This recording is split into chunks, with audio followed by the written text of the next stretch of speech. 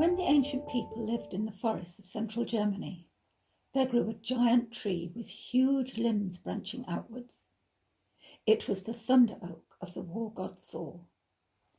There, under cover of night, victims were slain upon the altar of the thunder god, and in the darkness many an evil deed was carried out. So gloomy and terror-ridden was the spot on which grew the tree that no beasts of field or forest would lodge beneath its dark branches, nor would birds nest or perch amongst its gnarled limbs. Long, long ago, on a white Christmas Eve, Thor's people held their winter rites beneath the thunder oak. Through the deep snow of the dense forest hastened throngs of folk, all intent on keeping the mystic feast of the mighty Thor. And in the hush of the night, the people gathered in the glade where stood the tree. Closely they pressed around the great altar stone, where a child had been placed under the overhanging boughs where stood the white-robed priests. Then, from the altar, the sacrificial flames flashed upwards, casting their lurid glow on the frightened face of the victim, awaiting the blow of the priest's knife. But the knife never fell, for from the silent avenues of the dark forest came the good Saint Boniface and his followers.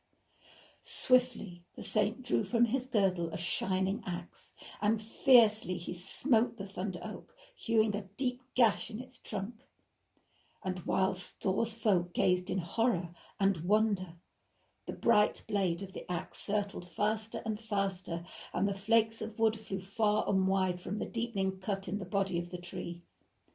Suddenly there was heard overhead the sound of a mighty rushing wind.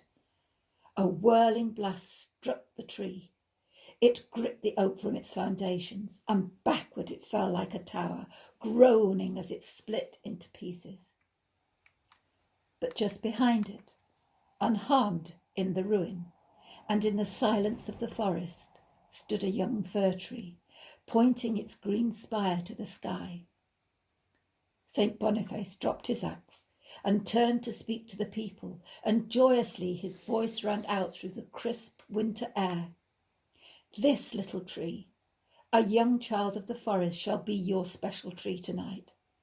It is the tree of peace, for your houses are built of fir. It is the sign of endless life, for its leaves are forever green. See how it points upwards to the sky.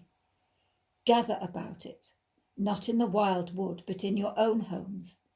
There it will shelter no deeds of blood, but loving gifts and rites of kindness. So shall the peace of the season reign in your hearts. And with songs of joy the multitude of heathen folk took up the little fir tree and bore it to the house of Gundar their chief, and there, with goodwill and peace, they kept the season of Christmastide.